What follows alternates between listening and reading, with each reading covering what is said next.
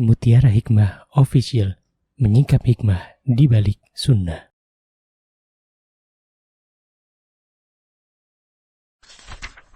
Salurkan donasi terbaik Anda untuk mendukung dakwah Mutiara Hikmah Official.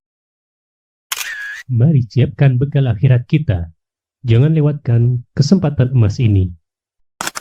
Ayo kita berkontribusi dalam program pembangunan Masjid Mutiara Hikmah yang dibina langsung oleh Ustadz Hanan Yasir MA dan Ustazah Imro'atul Azizah. Raih pahala umroh setara haji dalam program Umroh Iktikaf Ramadan di tahun 2026.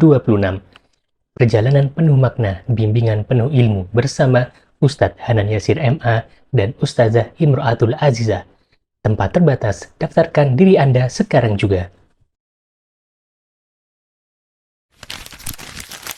Jangan lewatkan sensasi umroh full faidah plus daurah fikih hijrah di bulan Syawal tahun 2026 bersama Ustadz Hanan Yasir MA dan Ustazah Imro'atul Azizah. Tempat terbatas, daftarkan diri Anda sekarang juga.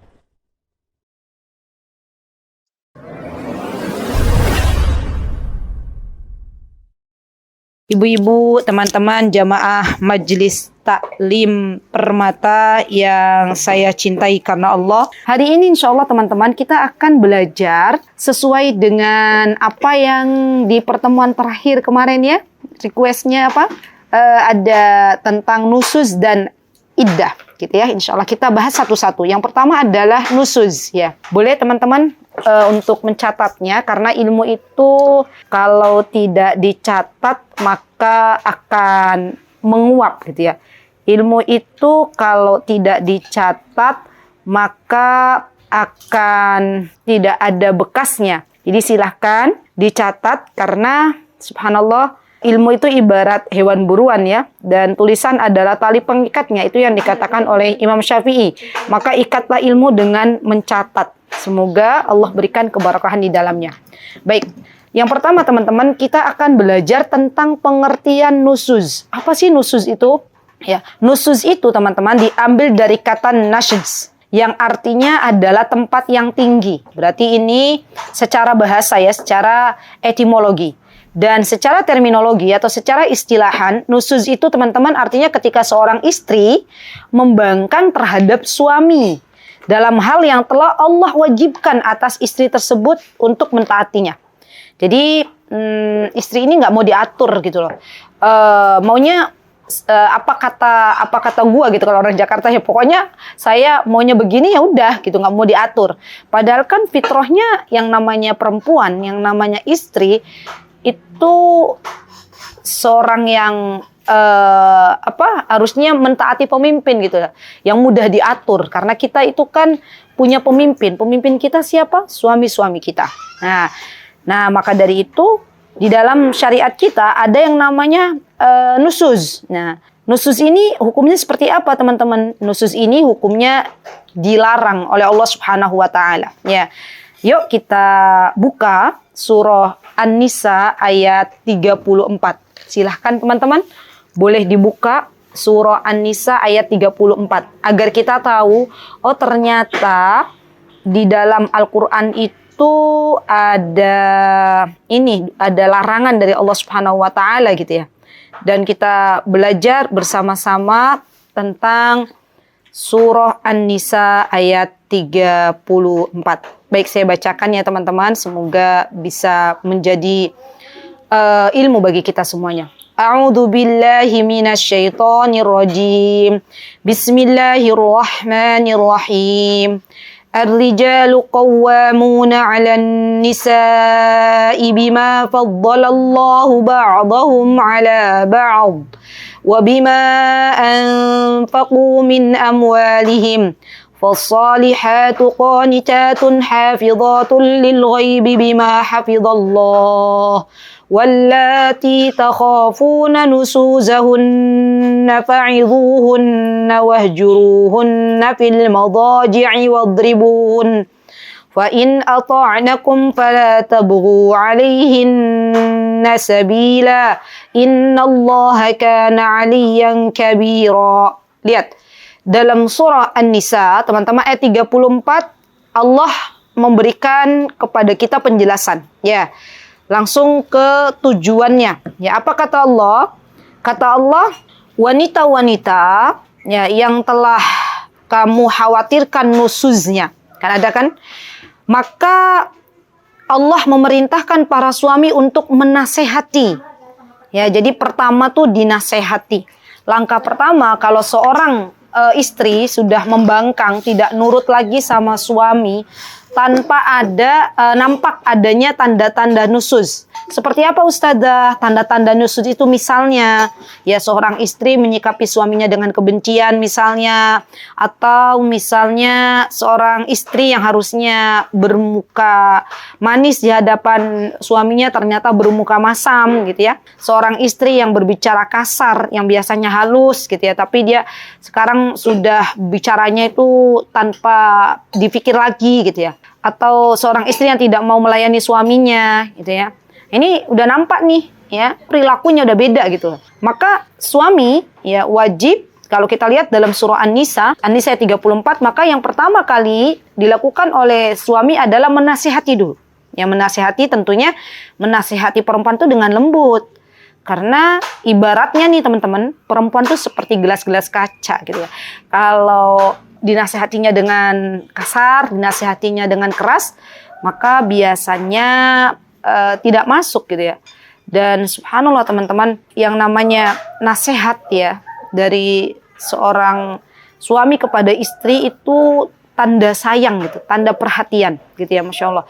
Dan ada kalanya ya teman-teman, ketika dalam rumah tangga itu sang suami sudah tidak lagi peduli dengan istrinya, sudah nggak mau lagi memberikan nasihat, sudah nggak mau lagi memperhatikan, itu harus dicurigai ya. Karena saya juga pernah bertemu dengan salah satu jamaah kajian di mana beliau diuji oleh Allah dalam rumah tangganya ya. Beliau tuh bilang bahwa sebelum suaminya waliyadzubillah selingkuh, ya suaminya tuh nggak memperhatikan istrinya gitu ya. Terus boro-boro mau memperhatikan, nyapa aja nggak mau gitu ya. Nggak dia dapatkan gitu. Subhanallah. Maka dari itu ketika suami kita itu masih memperhatikan kita, suami kita masih menasehati kita, itu harusnya kita bersyukur kepada Allah Subhanahu wa taala. Artinya Allah masih menjaga rumah tangga kita gitu loh. Artinya Allah masih memberikan kesempatan kepada seorang istri untuk memperbaiki dirinya. Dan ini kebaikan dari Allah Subhanahu wa taala, ya.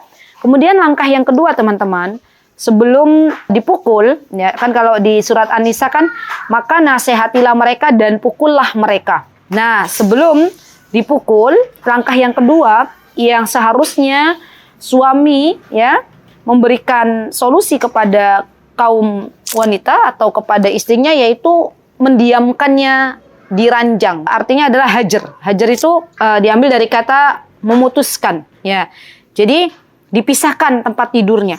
Ya, ini apa hikmahnya gitu? Apa hikmahnya para kaum laki-laki memisahkan tempat tidur istrinya ketika dia nusuz, ya, agar memberikan pendidikan ya kepada istrinya bahwa kamu itu ada hal yang keliru gitu loh.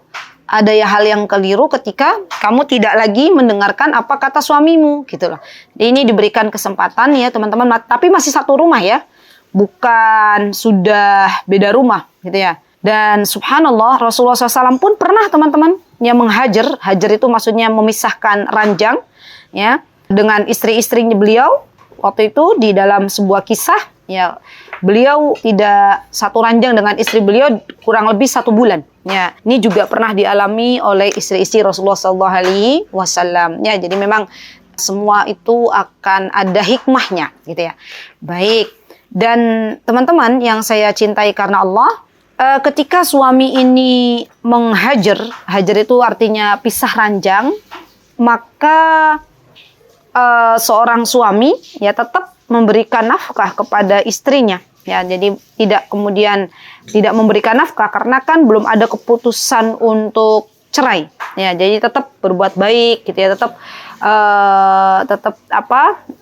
memberikan nafkah ya. Urusan istrinya itu akan berubah atau enggak, itu tuh dikembalikan kepada Allah. Yang penting suami ini memberikan kewajibannya kepada istrinya. Baik, yang ketiga teman-teman, kalau sudah dinasehati nggak nurut, kalau sudah dipisah ranjang nggak nurut, tetap nggak nurut, maka yang ketiga adalah dipukul.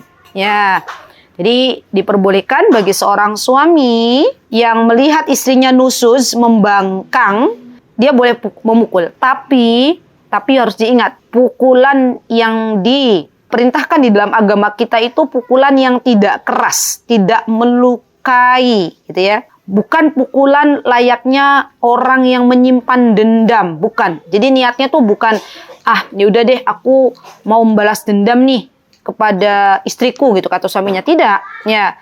Tapi memang diniatkan pukulan karena sayang gitu, pukulan karena bentuk peduli. Nah, ini nanti beda tuh orang yang dipukul dalam bentuk niatnya untuk memperhatikan dengan pukulan yang dia itu untuk dendam. Itu nanti keterima ya, penerimaan di istri itu berbeda. Baik. Nah, kemudian yang kedua syaratnya adalah tidak lebih dari 10 pukulan. Ya, tidak lebih dari 10 pukulan. Dan yang ketiga, bolehnya seorang suami memukul kalau istrinya nasihati nggak mau, kalau istrinya udah dipisah ranjang nggak mau, maka bolehnya memukul tapi tidak memukul di area wajah, teman-teman. Nggak boleh ya, memukul di area wajah tuh tidak diperbolehkan. Ya. Kemudian yang selanjutnya, teman-teman, ya, Rasulullah SAW, beliau juga memberikan nasihat kepada kaum laki-laki, kalau sudah memukul istrinya dan istrinya mau kembali kepada suaminya, maka diterima, gitu ya. Jadi, subhanallah ya teman-teman. Di dalam Islam itu Masya Allah ya, step by stepnya itu ada gitu. Jadi tidak langsung seorang suami itu main pukul-pukul saja, tidak. Tapi yang pertama langkahnya apa tadi? Dinasehati dulu. Yang kedua dipisah ranjang dulu. Ya. Dan kalaupun misalnya seorang istri ini ternyata setelah dinasehati kembali mau taat kepada suaminya, ya sudah, nggak perlu dipukul. Artinya kan alhamdulillah ya, istri ini sudah diberikan oleh Allah Subhanahu wa taala kebaikan gitu ya. Maka kata Allah, dan kalau istri kalian mentaati kalian kembali, maka janganlah kalian mencari-cari jalan untuk menyusahkannya gitu ya. Jadi nggak boleh seorang suami tiba-tiba ngomong lagi gitu ya, kesalahan-kesalahan istrinya udah ditutup ya. Kan sudah minta maaf istrinya kepada suaminya gitu ya. Baik. Nah, teman-teman yang saya cintai karena Allah, dan dalam rumah tangga itu kan pasti akan ada ya, tidak, rumah tangga tuh nggak semuanya mulus gitu, nggak semuanya lancar. Pasti dalam sebuah rumah tangga itu pasti akan terjadi sebuah pertikaian, walaupun levelnya berbeda-beda dalam sebuah rumah tangga. Ya, maka ketika ada pertikaian dalam rumah tangga, maka di dalam Islam juga teman-teman diperintahkan untuk mengirimkan dua orang juru penengah untuk menyelesaikan urusan rumah tangga yang lagi riuh ini, yang lagi ribut ini. Ya, untuk apa? Satu penengah mewakili suami dan satu lagi untuk mewakili istri. Untuk apa? Untuk mengumpulkan suami istri ini, diajak rembukan, gitu ya.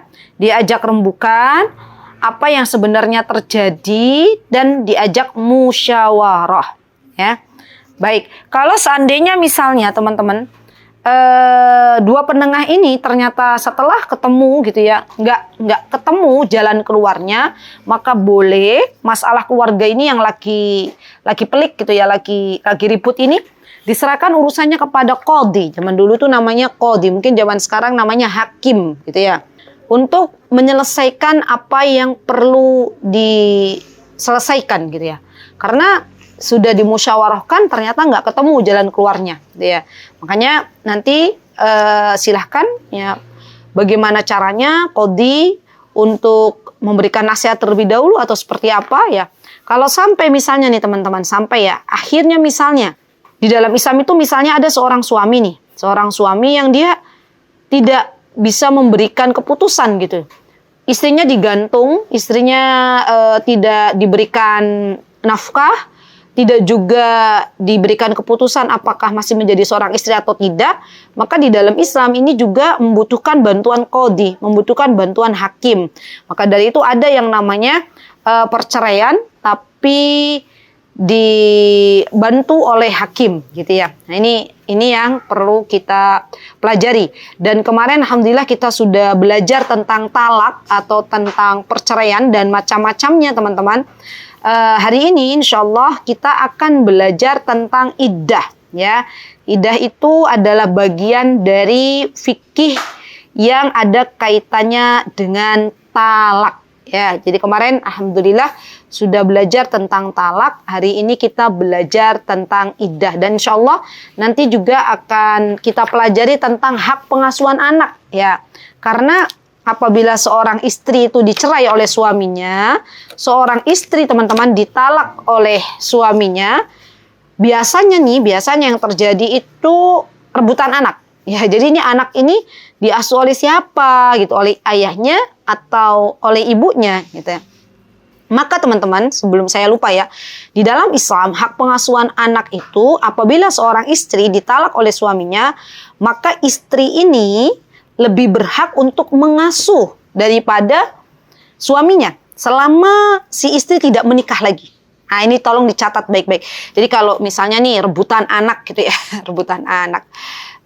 Suami maunya dia yang ngasuh, gitu. Istri maunya dia yang ngasuh. Nah, kan bingung kan? Ya anaknya satu, ya ayahnya mau, ibunya mau. Ya. Maka yang menengahi siapa? Qadhi, hakim.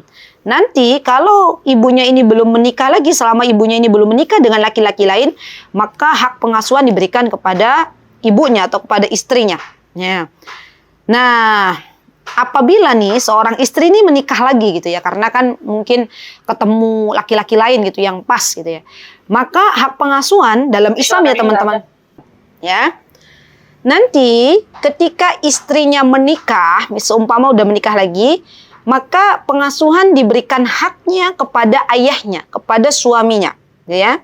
Karena Nabi SAW beliau pernah gitu ya bersabda, ketika ada seorang perempuan ditalak oleh suaminya di zamannya Rasulullah SAW, maka Rasulullah mengatakan, anti haqqu malam tankihi. Wahai wanita, wahai seorang perempuan, anti, engkau lebih berhak atas anak ini selama engkau tidak menikah lagi. Ya, tapi tetap ibu-ibu, teman-teman, kalau ada seorang ayah nih, seorang suami yang dia meninggalkan anaknya dengan istrinya, dengan mantan istrinya, maka seorang ayah atau suami ini wajib memberikan nafkah untuk anak kandungnya. Ya, jadi di Indonesia itu rata-rata ya teman-teman, kalau kita lihat kan misalnya nih ada seorang anak gitu ya, dia korban bukan korban, apa ya istilahnya, ditinggal oleh ayahnya gitu ya, ayahnya menceraikan ibunya, kan biasanya udah tuh ya hilang jejaknya, ya nggak lagi memberikan nafkah. Padahal di dalam Islam masih ada kewajiban seorang ayah untuk menafkahi anak kandungnya walaupun dia berpisah dengan ibu anak ini gitu ya. Baik, nah kalau seandainya nih teman-teman, seandainya nih ya, misalnya nih anak ini sudah nggak butuh lagi pengasuhan, udah besar misalnya ya, dan dia bisa milih, maka anak ini boleh memilih, silahkan. Mau memilih tinggal bersama ibunya atau memilih tinggal bersama ayahnya, gitu ya. Karena dulu ada seorang wanita datang kepada Rasulullah SAW, kemudian Rasulullah mengatakan, apa kata Rasulullah? Hadza abuka wa hadza ummuka fakhudh biyadi ayyihi ma syi'ta. Kemudian Rasulullah mengatakan kepada anaknya, ya wanita membawa anak, kemudian Rasulullah mengatakan, wahai anak, wahai anak-anak, wahai anak, ini adalah ayahmu dan ini ibumu. Ambillah tangan siapa saja di antara keduanya yang engkau kehendaki. Lalu sang anak memilih ibunya dan sang ibu pun pergi bersama anaknya. Ya, jadi kan tadi yang pertama yang lebih berhak siapa teman-teman? Coba saya cek dulu. Yang lebih berhak siapa tadi? Ibunya. Ibunya. Selagi syaratnya apa? Belum menikah lagi. Oke, kalau sudah menikah, kemudian gimana? Gimana ibu-ibu? Ke ayahnya. Oh, ke ayahnya, oke. Kalau anak ini sudah nggak butuh pengasuhan, gimana tuh? Dia bisa pilih mau sama ibu atau sama ayah. Ya, betul. Masya Allah, terima kasih Mbak Senja Sonia, barakallahu fiik. Ya, ini tolong diingat-ingat ya teman-teman, karena nanti kasus ini nih banyak pakai banget kalau ada kasus-kasus perceraian gitu ya, bingung ya, anak ini sama siapa gitu ya, malah akhirnya jadi rebutan ya. Baik, insya Allah kalau sudah dipahami, kita akan berpindah ke materi yang ketiga, yaitu masalah iddah ya. Jadi teman-teman, iddah itu secara bahasa diambil dari kata al-addu, artinya menghitung. Al-addu itu menghitung. Dan iddah secara istilahan atau secara terminologi adalah tempo yang ditentukan syariat setelah terjadinya perceraian, atau gampangannya masa menunggu. Jadi diwajibkan bagi seorang wanita yang telah diceraikan oleh suaminya, tetapi perceraian ini masih masuk kategori perceraian talak satu gitu ya, berarti masih ada iddahnya ya. Maka dia ada menunggu ya, dan dinamakan dengan talak roj'i atau talak yang bisa kembali lagi. Nah, hikmahnya apa sih teman-teman? Hikmahnya iddah itu, kenapa kok syariat memberikan memberikan kesempatan untuk kaum wanita yang telah dicerai oleh suaminya beriddah gitu ya. Dan iddah ini untuk wanita, nggak ada laki-laki, nggak ada iddahnya ya. Nah, iddah ini teman-teman ternyata ada hikmahnya.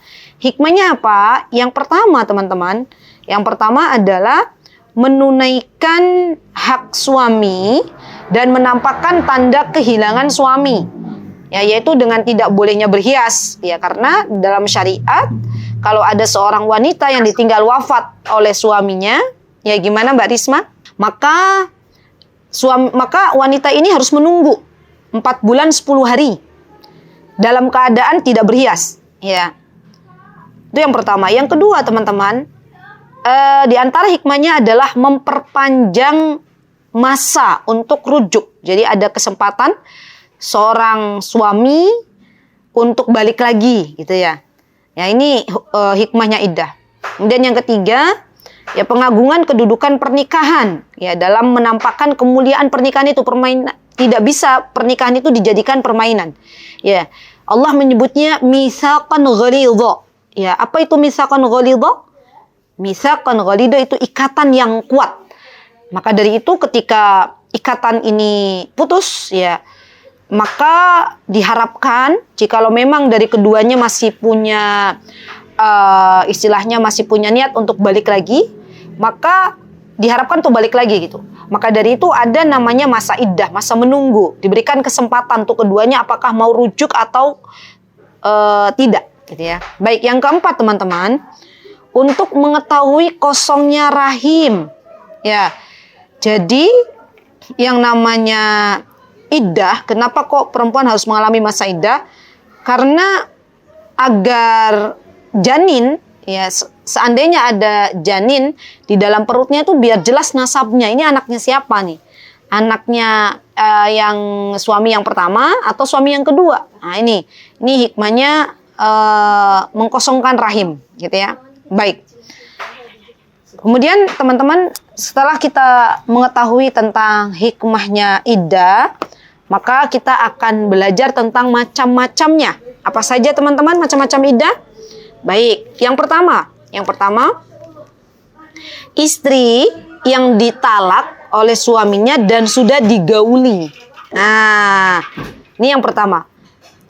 Dan istri yang dicerai oleh suaminya sudah digauli ini ada 2 wanita, teman-teman. Ya, yang pertama adalah wanita yang dia belum pernah mengalami haid, ya belum pernah mengalami haid. Yang kedua adalah wanita yang sudah mengalami haid. Jadi nanti beda ya antara wanita yang belum mengalami haid dan wanita yang sudah mengalami haid. Wanita yang belum mengalami haid seperti apa Ustazah? Misalnya nih, contohnya ya. Zaman dulu kalau sekarang insya Allah wanita kalau dinikahi oleh seorang suami insya Allah sudah haid semuanya. Zaman dulu mungkin karena usianya misalnya masih terlalu kecil ya, karena ketika kami di Yaman, ibu-ibu, di Yaman itu tidak ada aturan misalnya. Kalau di Indonesia kan aturan minimal seorang wanita boleh dinikahi 21 tahun gitu ya, zaman sekarang ya. Di Yaman enggak. Di Yaman tuh anak lulus SD 13 tahun misalnya gitu ya, itu udah boleh menikah. Walaupun mungkin ada sebagian mereka yang belum haid gitu ya. Jadi memang subhanallah syariat ini tuh tidaklah disyariatkan kecuali memang realnya tuh ada, kisahnya tuh ada gitu ya. Dan itu terjadi teman-teman, waktu saya di Yaman, saya punya tetangga saya, Masya Allah, Allahumma barik, di usia beliau 25 itu anaknya udah banyak gitu loh. Saya sempat tanya tuh, kamu nikah umur berapa sih gitu ya, Masya Allah. Ternyata nikahnya umur 13 tahun. Masya Allah, 13 tahun di Indonesia, kira-kira ngapain aja tuh teman-teman?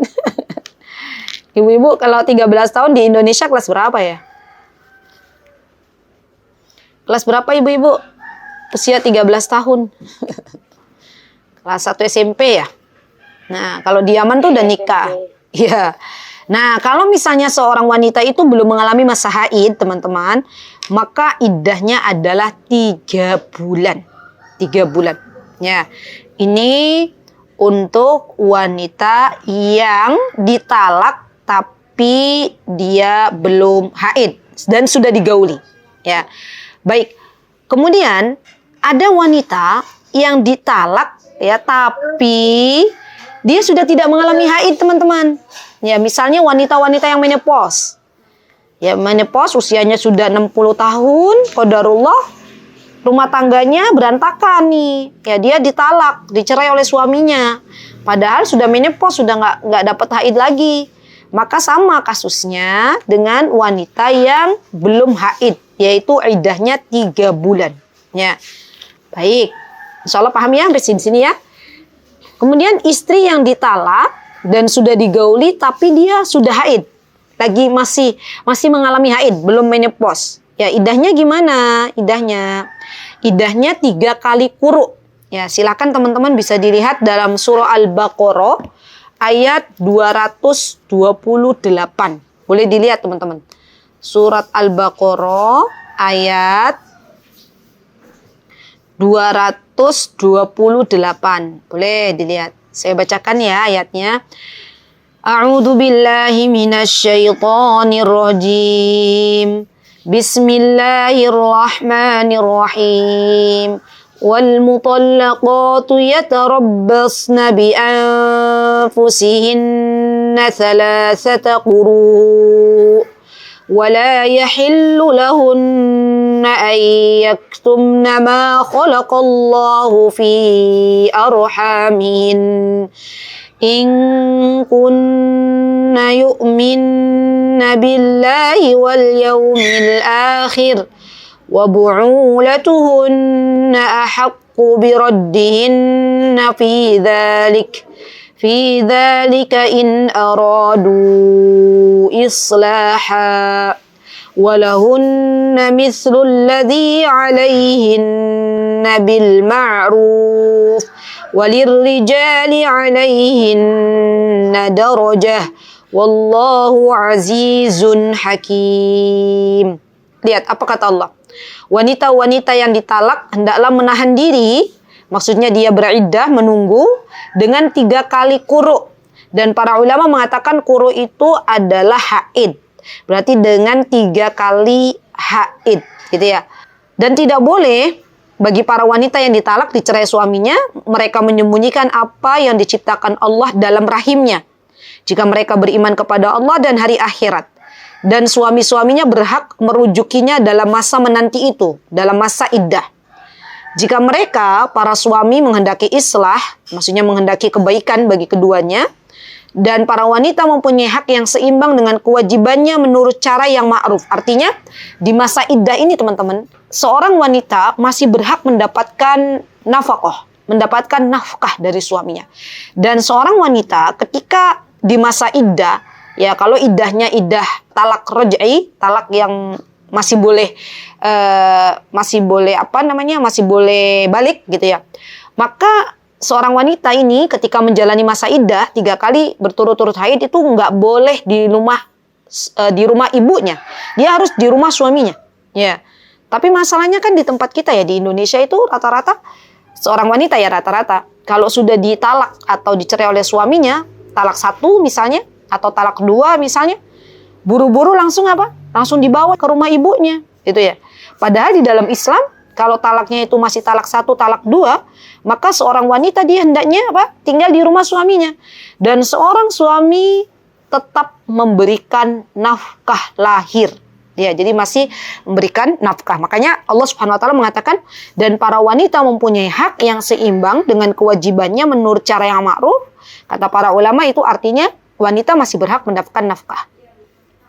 Akan tetapi para suami mempunyai satu tingkatan kelebihan daripada istrinya, gitu ya.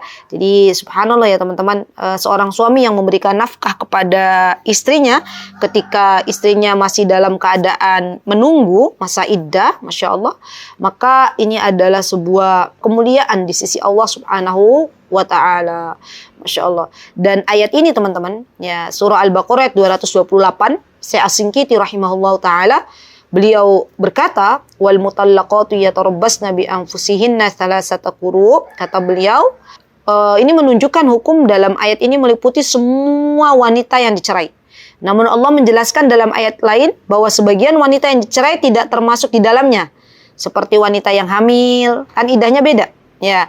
Atau wanita yang tadi yang dia belum haid, atau wanita yang dicerai oleh suaminya tapi dia sudah selesai haid. Ya, jadi intinya teman-teman, kalau ada wanita dicerai oleh suaminya, dia sudah digauli dan masih mengalami masa haid, maka masa menunggunya adalah 3 kali haid, ya. Baik. Kemudian ada teman-teman wanita yang dicerai oleh suaminya tapi belum digauli. Contoh, satu pasang suami istri menikah, gitu ya. Kemudian qadarullah gitu, suami ini tiba-tiba ujuk-ujuk baru akad nikah selesai, tiba-tiba menceraikan istrinya, gitu ya. Nah, ini gimana nih iddahnya? Kan belum digauli, gitu ya. Baru nikah, gitu ya. Paginya nikah, jam 7 akad nikah, ya siangnya jam 12 dicerai istrinya. Ya. Maka hukumnya teman-teman, kalau seorang istri belum digauli, gimana nih masa iddahnya? Berarti itu nggak ada masa menunggu, sudah nggak ada masa iddahnya. Allah berfirman dalam surat Al-Ahzab ayat 49. Silakan teman-teman lihat nih. Al-Ahzab ayat 49. Silakan dibuka biar kita paham ya. Yuk. Surat Al-Ahzab ayat 49. Oke. Sudah dibuka semuanya? Oke, saya bacakan ya teman-teman. A'udzu billahi minasyaitonir rajim. Bismillahirrahmanirrahim. Ya ayyuhalladzina amanu idza nakahtumul mu'minat ثم طلقتموهن من قبل أن تمسوهن فما لكم عليهن من عدة تعتدونها فمتعوهن وسرحوهن سراحا جميلا. Apa kata Allah teman-teman? Hai orang-orang yang beriman, apabila kamu menikahi perempuan-perempuan yang beriman, kemudian kamu ceraikan mereka sebelum kamu mencampurinya, artinya sebelum kamu menggaulinya, maka sekali-kali tidak wajib atas mereka iddah, tidak ada masa menunggu, gitu ya. Berilah mereka mut'ah dan lepaskanlah mereka itu dengan cara yang baik. Jadi maksudnya nanti kalau misalnya dia menceraikan istrinya, maka di sini istrinya tidak ada masa iddahnya, gitu ya. Baik. Kemudian yang selanjutnya teman-teman, ketika ada seorang istri dicerai, ya, ketika dia hamil, nah ini masa iddahnya gimana nih? Masa iddahnya sampai melahirkan. Allah berfirman dalam surah At-Talaq ayat 4. Silakan dibuka surah At-Talaq ayat 4.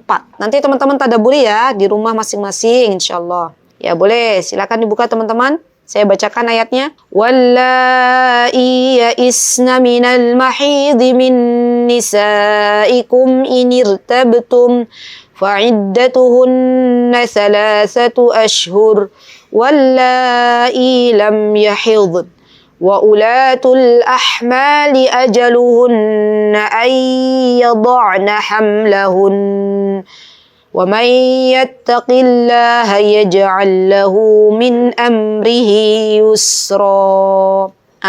Dalam surat At-Tolak ini teman-teman banyak sekali hukum-hukum yang berkaitan dengan perceraian.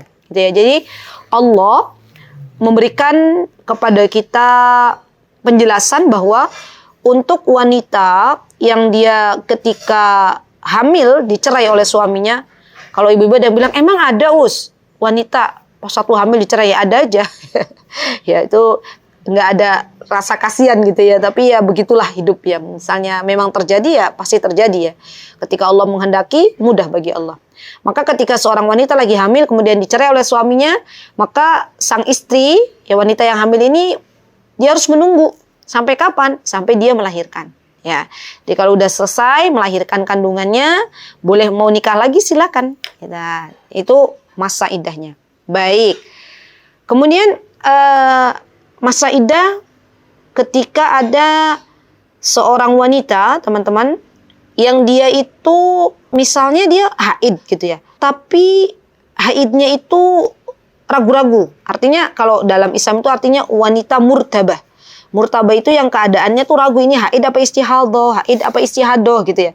Maka wanita-wanita yang model begini nih, yang dia tuh ini haid apa istihadah, dia bingung sendiri gitu ya.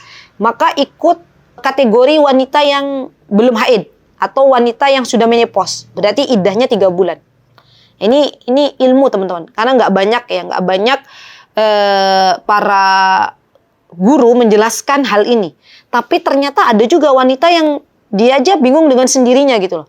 Ini nih aku nih darah haid apa darah istihadah ya gitu ya. Nah, kalau bingung ambil yang paling aman yaitu 3 bulan. Gitu ya. Baik. Kemudian yang terakhir teman-teman untuk masalah wanita iddah ini, ketika ada wanita yang dia mustahadah ya dapat apa tuh? Dapat istihadah ya, dia ditalak oleh suaminya. Tapi darahnya tuh misalnya dia dalam keadaan darahnya tuh terus mengalir tanpa henti gitu ya. Bahkan si wanita ini juga bingung, ini tuh darah haid apa darah istihadah ya. Mutatayyirah tuh membingungkan. Tapi asalnya dia itu istihadah. Asalnya istihadah, maka sama ya, iddahnya 3 bulan. Jadi sama. Wanita-wanita yang bingung apakah dia itu dapat haid atau istihadah, yang pertama bedanya adalah dia biasanya haid, kalau yang kedua dia biasanya istihadah. Ya, maka ketika bingung ini, dia untuk menentukan masa haidnya apakah ini haid atau istihadah, ambil pendapat yang masa menunggunya 3 bulan. Ya, saya izin merangkum teman-teman. Jadi iddah itu teman-teman, bagi seorang istri yang ditalak oleh suaminya ketika dia masih dalam keadaan haid, ya maka iddahnya 3 kali haid. Kalau tidak dalam keadaan haid, ya atau wanita yang menopause atau wanita yang bingung gitu ya, maka iddahnya 3 bulan. Untuk istri yang ditalak oleh suaminya dalam keadaan hamil, berarti iddahnya sampai melahirkan. Kemudian istri yang ditinggal wafat, ya bukan masalah talak tapi ditinggal wafat oleh suaminya, maka masa menunggunya 4 bulan 10 hari. Baik, itu ya. Insyaallah cukup ya teman-teman untuk masa iddah dan nusus. Alhamdulillah ya, dan hak pengasuhan bonusnya ya. Alhamdulillah, Masya Allah. Ya, ini kita belajarnya ngebut ya. Barakallahu fiikunna jami'an. Aqulu qouli hadza wa astaghfirullah li wa lakum wa akhiru da'wana alhamdulillahi rabbil alamin. Wassalamualaikum warahmatullahi wabarakatuh. Mutiara Hikmah Official, menyingkap hikmah di balik sunnah.